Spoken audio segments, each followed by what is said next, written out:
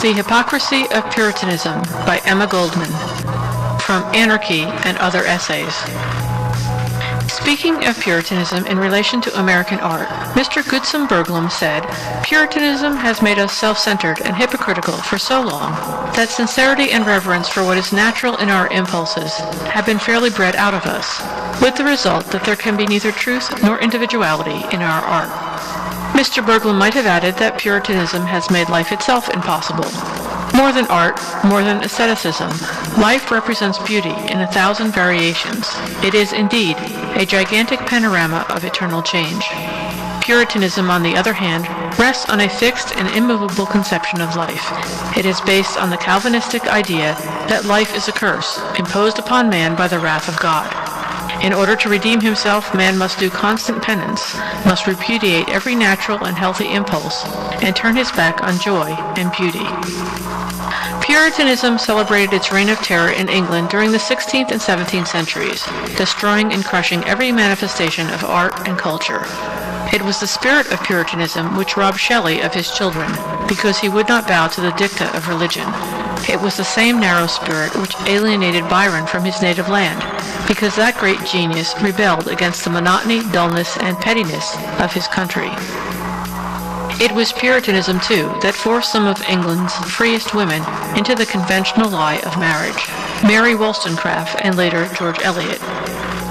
And recently, Puritanism has demanded another toll, the life of Oscar Wilde. In fact, Puritanism has never ceased to be the most pernicious factor in the domain of John Bull, acting as censor of the artistic expression of his people and stamping its approval only on the dullness of middle-class respectability. It is therefore sheer British jingoism which points to America as the country of Puritanic provincialism. It is quite true that our life is stunted by Puritanism, and that the latter is killing what is natural and healthy in our impulses. But it is equally true that it is to England that we are indebted for transplanting this spirit on American soil. It was bequeathed to us by the Pilgrim Fathers. Fleeing from persecution and oppression, the Pilgrims of Mayflower fame established in the New World a reign of Puritanic tyranny and crime. The history of New England, and especially of Massachusetts, is full of the horrors that have turned life into gloom, joy into despair, naturalness into disease, honesty and truth into hideous lies and hypocrisies. The ducking stool and whipping post, as well as numerous other devices of torture, were the favorite English methods for American purification. Boston, the city of culture, has gone down in the annals of Puritanism as the bloody town. It rivaled Salem even in her cruel persecution of unauthorized religious opinions. On the now famous Common, a half-naked woman with a baby in her arms was publicly whipped for the crime of free speech, and on the same spot Mary Dyer, another Quaker woman, was hanged in 1659. In fact, Boston has been the scene of more than one wanton crime committed by Puritanism. Salem, in the summer of 1692, killed 18 people for witchcraft.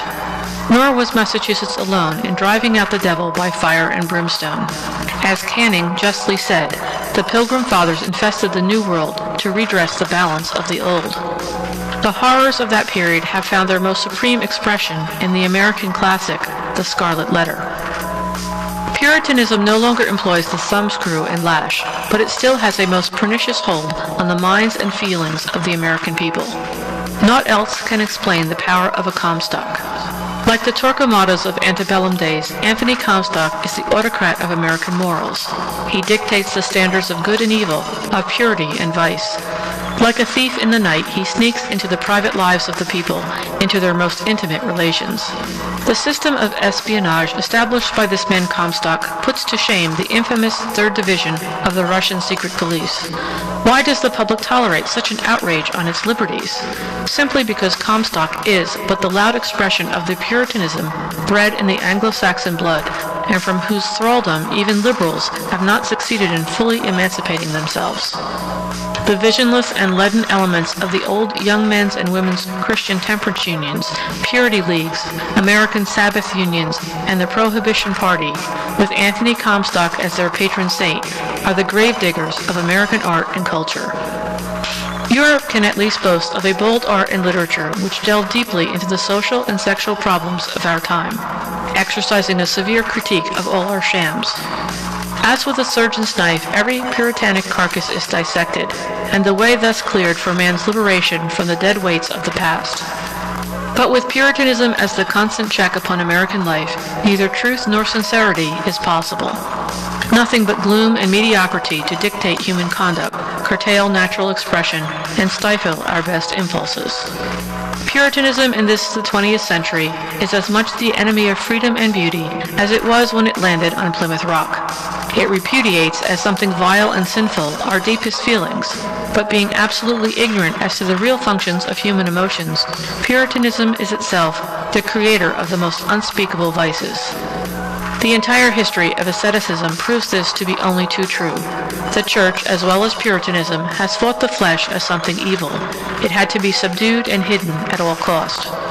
The result of this vicious attitude is only now beginning to be recognized by modern thinkers and educators. They realize that, quote, nakedness has a hygienic value as well as a spiritual significance, far beyond its influences in allaying the natural inquisitiveness of the young are acting as a preventative of morbid emotion. It is an inspiration to adults who have long outgrown any youthful curiosities. The vision of the essential and eternal human form, the nearest thing to us in all the world, with its vigor and its beauty and its grace, is one of the prime tonics of life, unquote. From The Psychology of Sex by Havelock Ellis.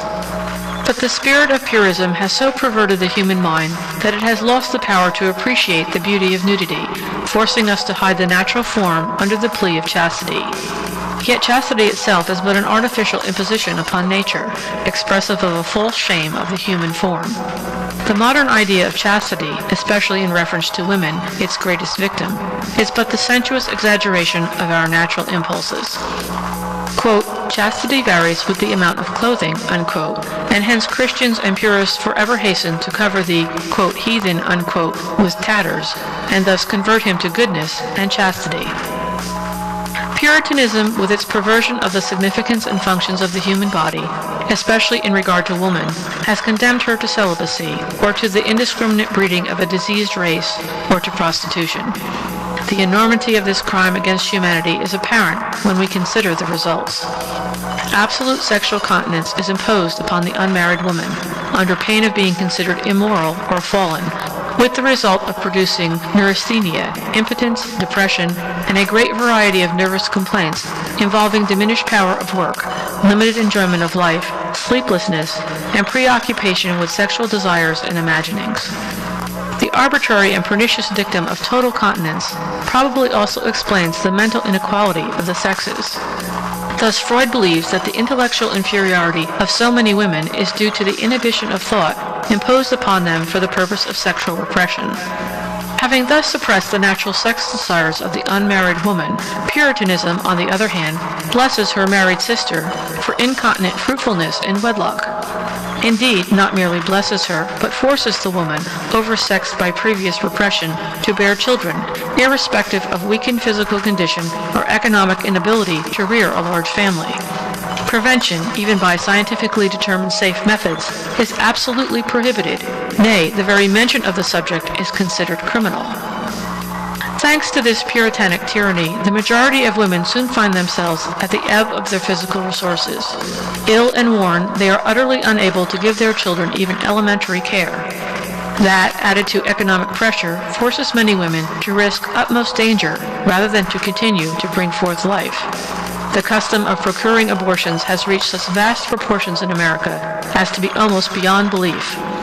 According to recent investigations along this line, 17 abortions are committed in every 100 pregnancies.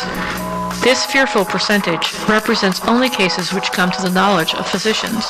Considering the secrecy in which this practice is necessarily shrouded, and the consequent professional inefficiency and neglect, Puritanism continuously exacts thousands of victims to its own stupidity and hypocrisy. Prostitution, although hounded, imprisoned, and chained, is nevertheless the greatest triumph of Puritanism. It is its most cherished child, all hypocritical sanctimoniousness. The prostitute is the fury of our century, sweeping across these civilized countries like a hurricane and leaving a trail of disease and disaster. The only remedy Puritanism offers for this ill-begotten child is greater repression and more merciless persecution. The latest outrage is represented by the Page Law, which imposes upon New York the terrible failure and crime of Europe, namely, registration and segregation of the unfortunate victims of Puritanism.